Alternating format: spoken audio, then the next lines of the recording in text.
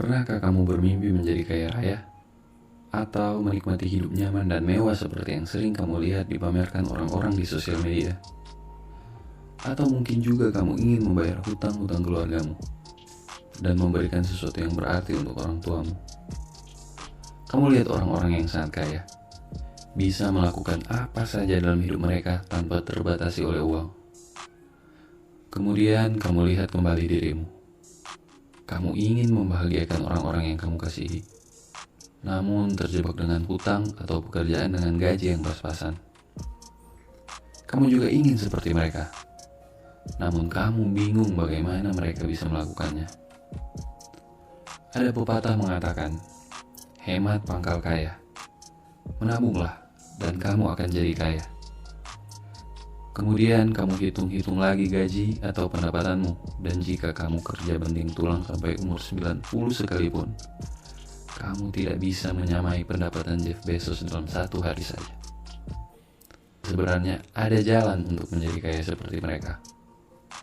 Ada jalan untuk membayar hutang-hutang orang tuamu dan membahagiakan mereka. Ada jalan bagimu untuk hidup lebih baik, membeli rumah impian, membiayai anak dan istri, membantu orang-orang berkekurangan di sekitarmu. Bagaimana pengertianmu tentang uang? Apakah kamu menganggap uang itu adalah akar dari segala kejahatan? Atau kamu berpikir uang akan membawa kebahagiaan dan menyelesaikan semua masalahmu? Atau kamu menganggap uang adalah segala-galanya dan menjadi tujuan hidupmu?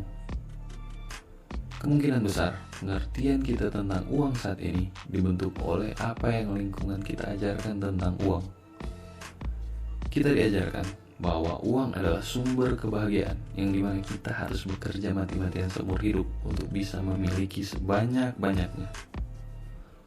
Atau juga uang dianggap haram dan setiap orang yang mengejar uang selalu diidentikan dengan orang rakus raka egois yang hanya hidup untuk kepentingan dirinya sendiri. Dalam sistem pendidikan, kita diajarkan untuk sekolah, lulus, kemudian hidup untuk mencari uang, agar kita bisa menikmati hidup atau sekedar memenuhi kebutuhan. Bekerja hingga usia lanjut, kemudian pensiun dan menikmati hasil kerja berpuluh-puluh tahun. Tidak ada yang salah dengan hal ini. Namun hasilnya adalah kita hidup hanya untuk mengejar uang. Kita melakukan pekerjaan yang tidak kita sukai, terus mencari peluang demi peluang, dan tidak bisa hidup secara maksimal karena terus-menerus mengejar uang. Apa yang tidak diajarkan kepada kita adalah waktu yang sebenarnya jauh lebih berharga daripada uang. Ketika kita hidup untuk mengejar uang, tanpa kita sadari, kita telah menukar waktu yang kita miliki dengan uang. Jika saat ini kamu bekerja sebagai seorang karyawan swasta, coba hitung gajimu. Jika kamu bisa menyisihkan uang 2,5 juta rupiah per bulan untuk ditabung, maka kamu perlu waktu lebih dari 30 tahun untuk bisa memiliki tabungan sebesar 1 miliar rupiah. Itu pun belum dihitung inflasi yang akan menyebabkan nilai uangmu menurun.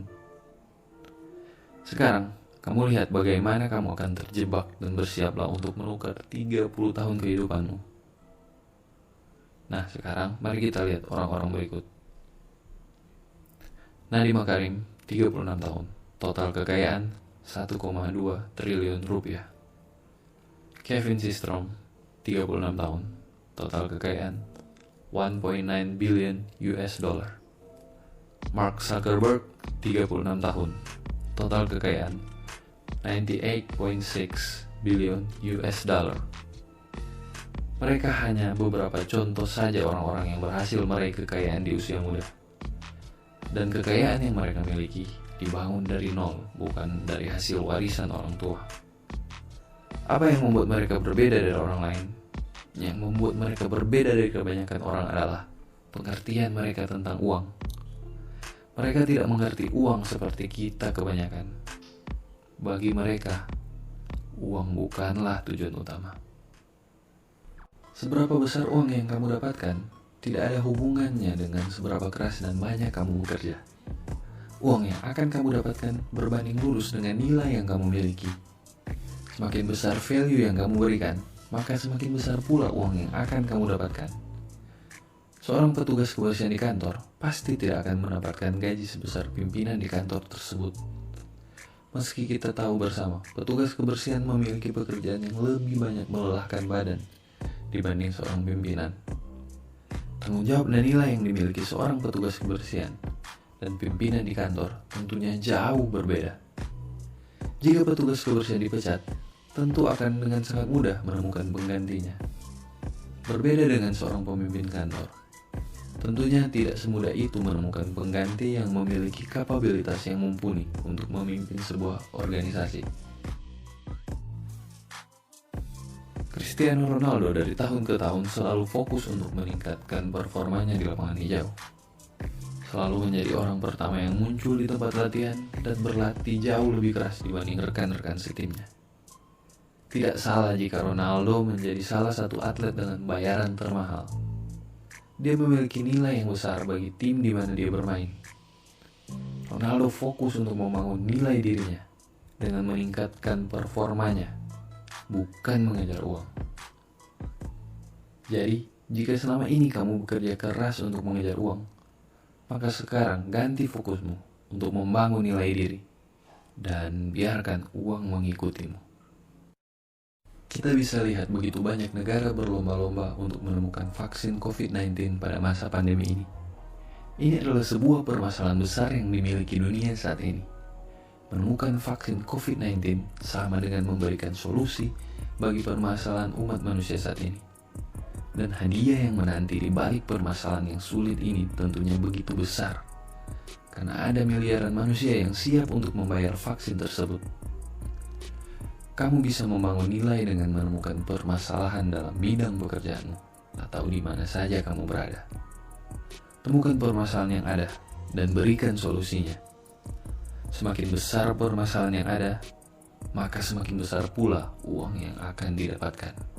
Mark Zuckerberg membantu kita untuk terkoneksi dan bersosialisasi dengan kerabat kita melalui Facebook. Dan dalam negeri kita sendiri ada Nadiem Makarim yang menyelesaikan masalah transportasi dan menghubungkan pengguna dan penyedia jasa melalui Gojek. Perhatikan baik-baik permasalahan apa yang ada di sekitarmu, dalam bidang pekerjaanmu atau dimanapun kamu berada.